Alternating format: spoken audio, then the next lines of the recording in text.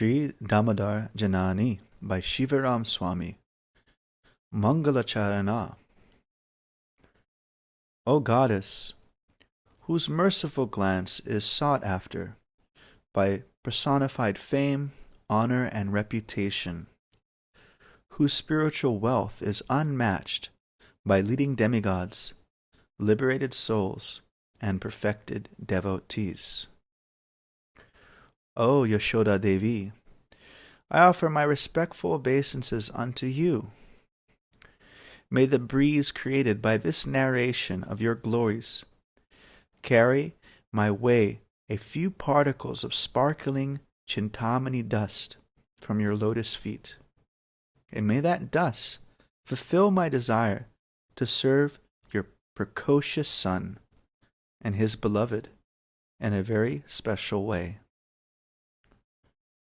While answering Parikshit Maharaj's question regarding how you came to be the mother of the Supreme Lord, the sage Shukadeva was eager to exemplify his previously stated conclusion that the mercy the Lord bestowed upon you and your husband is greater than that received by almost every other devotee. Thus he diverged from the chronological description of Krishna's pastimes to cite an ancient narration that is distinct from everything that has been and would be spoken. O personification of maternal love, after seeing your reaction to Krishna displaying the universe in his mouth, Krishna's mind was full of astonishment. Your unalloyed love has hypnotized him. Although he tastes great pleasure from displaying affection for his devotees, the parental love you showed towards him was an even greater source of bliss. Being the greedy child that he is, Krishna was eager to test the limit of that parental love, to know what it was like to be imprisoned in it, to feel what it was like to be bound by it. He who binds devotees with ropes of love, his Niryoga Pasha, wanted to be bound by your ropes of love, your Vatsalya Prema Pasha. O Divine Mother, perceiving the Lord's thoughts and knowing that your good fortune is even greater than that of your kingly spouse, Krishna's pastimes potency scripted this Damodar Bandhana Leela and cast you in the leading role.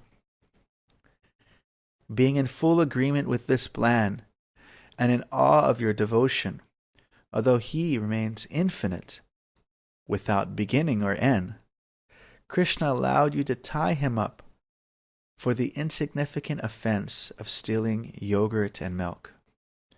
By such submission, he displays supreme perfection and completeness.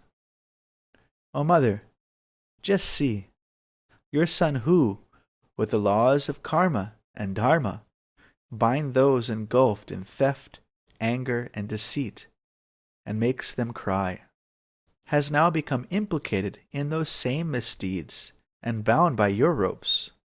He now cries a river of false tears. Although he has said nothing, King Parikshit was confused about the kind of sadhana you would have to practice to perfect such an unprecedented maternal love. The story of Drona and Dara did not reveal any such extraordinary sadhana. Seeing his disciples wonder, Shukadeva Goswami eagerly proclaimed the ultimate philosophical conclusion in the verse, Nayam Sukhapo Bhagavan. That verse proclaims that you are the eternal shelter of maternal love, of which Krishna is the eternal object. Were one to collect all the love of every mother for every son in the universe, that aggregate would not compare to even a mustard seed portion of your love for Krishna. Thus Shukadeva Goswami explained to Parikshit Maharaj that you never performed any pious act to attain your good fortune. Rather, your good fortune is eternal, a feature of your divine identity. And, although the king did not ask to hear this pastime, one that he had repeatedly heard since childhood, the merciful sage poured forth the nectar of Dāmodara Lila from his lotus mouth. O Mother Yashoda, once during parikrama of Vrindavan, the instruction to glorify you came to me in a wonderful way. While meditating on that inspiration, it appeared to me that there was no pastime that so stunningly made known your control over the Supreme Lord as when you bound his belly on that Diwali day.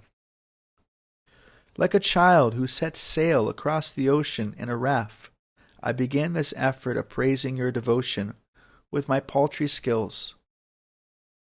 Although my effort will no doubt fall short of success, I pray that the same divine mercy that enabled you to finally bind Krishna's belly will enable me to reach the far shore of my aspirations. Surely every child desires the public veneration of their mother's qualities to be impeccable, and does everything in their power that it may be so.